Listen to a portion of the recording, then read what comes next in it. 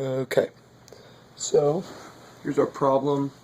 The problem is determine the average normal stress in each of the 20 millimeter diameter bars of the truss, and we know that P is equal to 40 kilonewtons.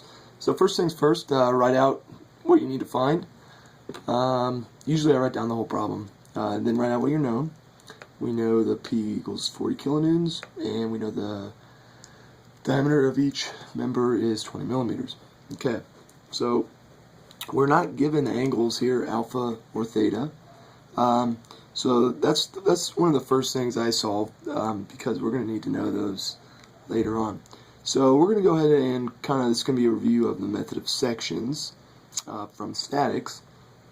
So if you look here, let's see here, move some stuff out of the way.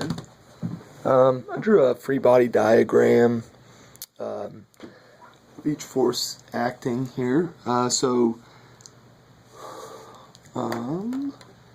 this FAC is actually, let's see here, there's I didn't draw it here, a pin there, and a rolling pin there. So rolling pins, they don't have any force acting in this direction, but they do have force acting upwards, and this one restricts motion that way, and we have a reaction this way also. Alright, so this is where these two forces come from, FAB and FAC. FR is the reaction at point B from the ground, and then we're also determining the internal forces here in the members. So FBC, FCB, those are going to be equal, and we know P equals 40 kilonewtons. So we don't know these forces here, FBC, FR, this is FBA. Okay, so we're going to start at joint C because we actually do know 40 kilonewtons. So kind of a little ahead of the game here, and make sure you can see that.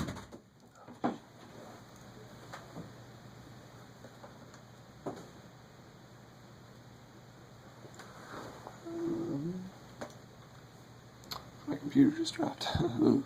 Okay, so this is joint C. So we're going to start here, like I said, because we know the force acting here, and we don't know any of these, and we only have three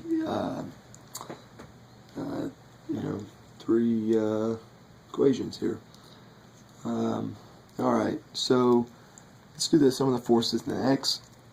We look down here, we have P, and then we have this X portion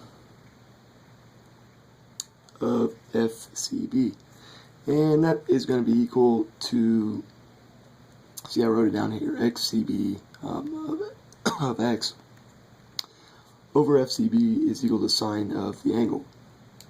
So we sum the forces in the X direction, and it turns out, let's see here, at negative FCB sine alpha is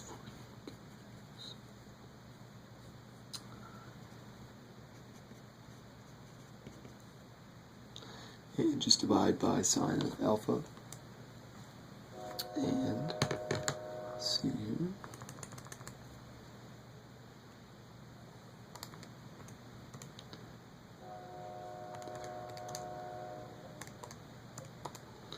And that's going to be 50 kilonewtons. Alright, and this can be negative, which just indicates to us that the vector force is, or the force vectors, is occurring in the opposite direction.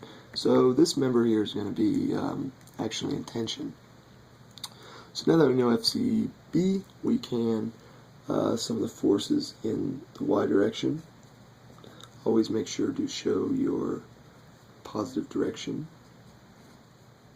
Alright, and we know that is going to be negative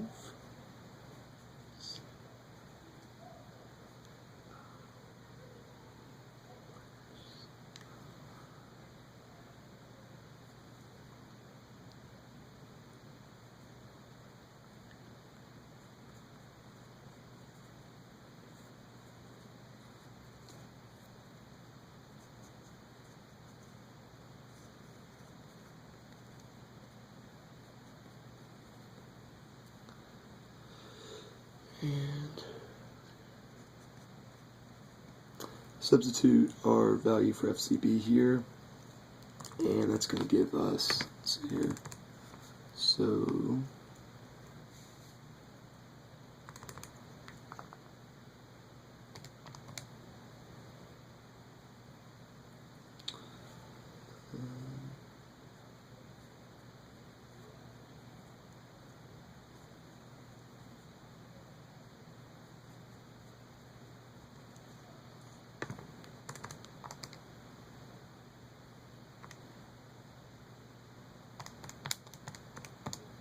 it's going to give us 30.